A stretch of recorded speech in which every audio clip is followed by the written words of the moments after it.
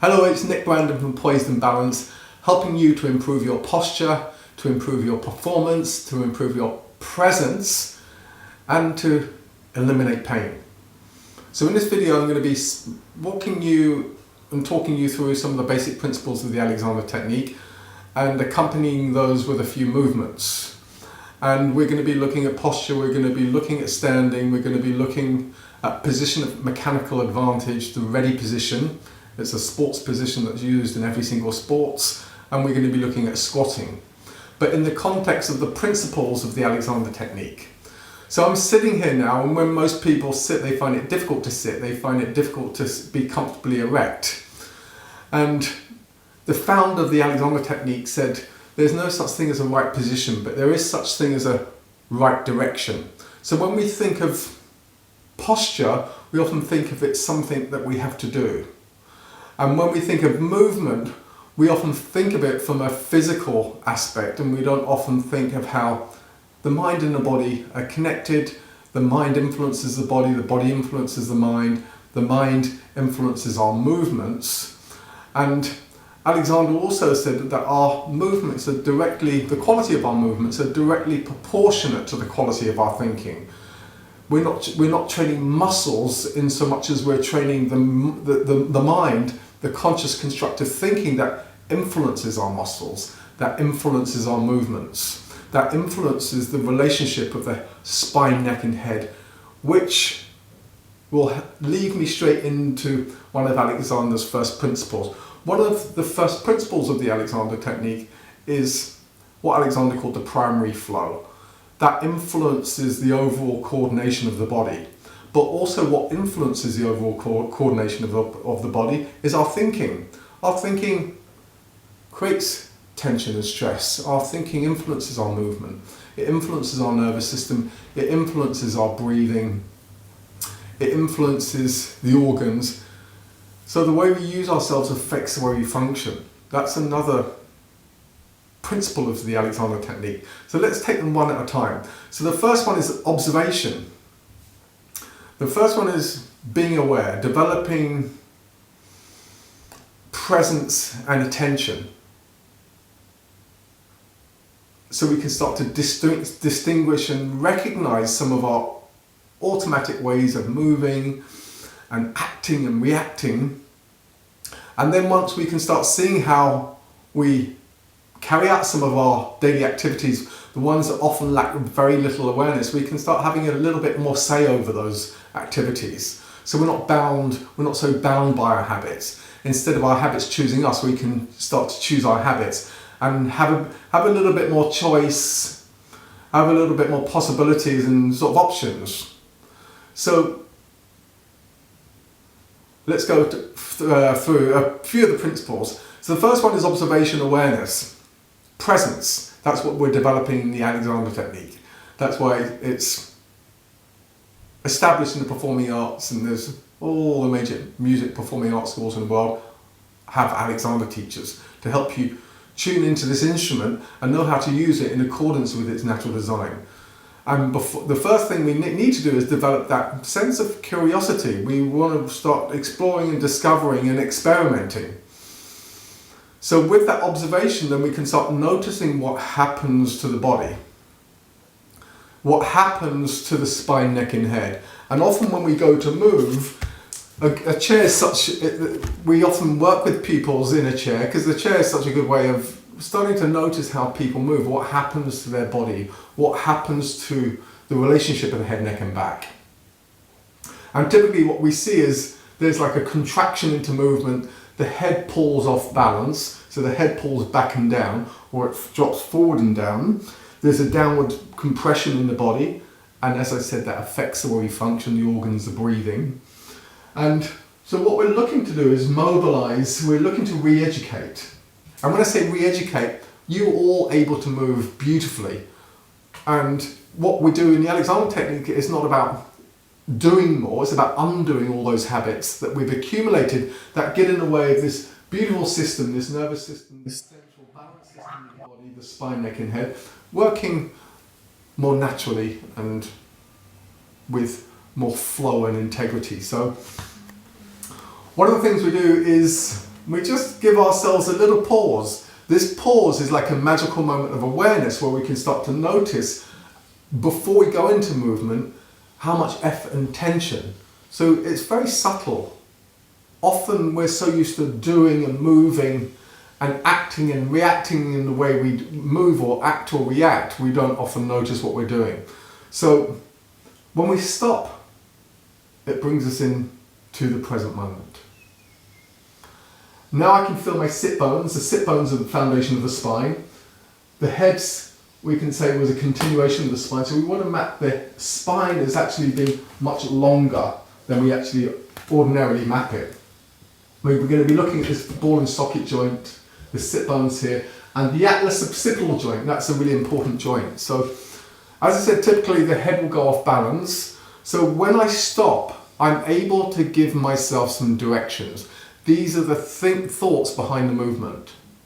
So the thoughts behind the movement are me just thinking of extending, expanding, and lengthening all the way up through the torso, neck and head.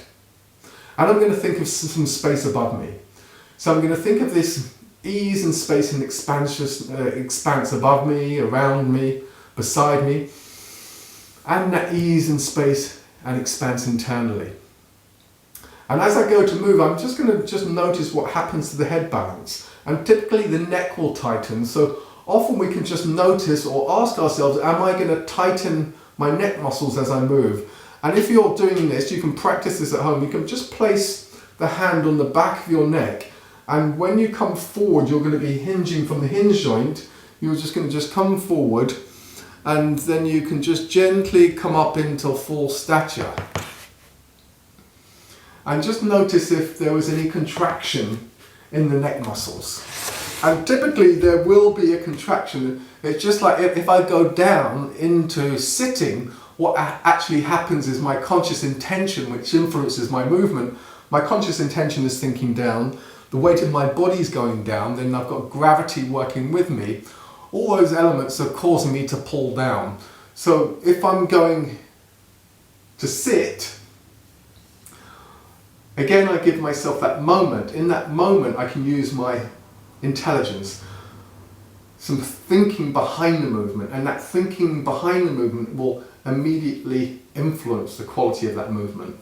And what we start to notice is how habitually we do upset the relationship of the head, neck and back. So typically as I watch people sit in a chair, they will be pulling back the head, they'll be compressing and shortening, pulling down, shortening in stature, squashing the organs and doing something like that. So that's when we bring in the inhibition.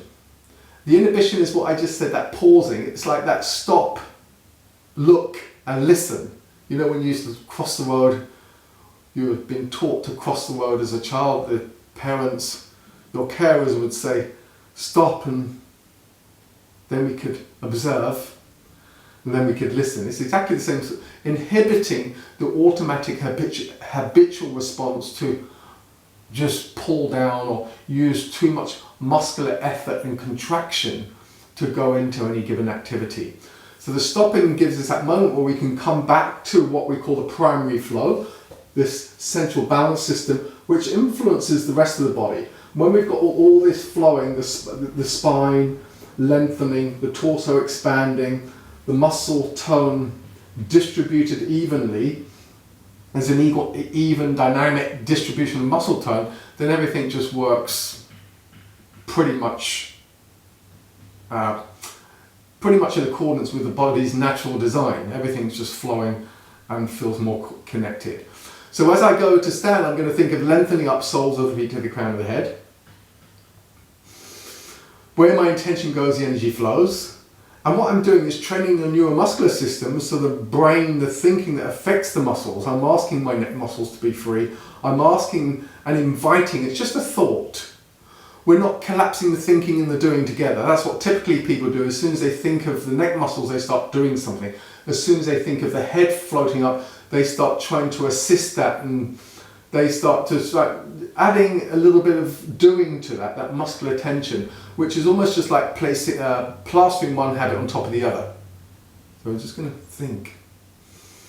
of the neck muscles releasing. I'm just going to think of the head releasing on top of the tip of the spine. I'm just going to think of my torso lengthening and widening.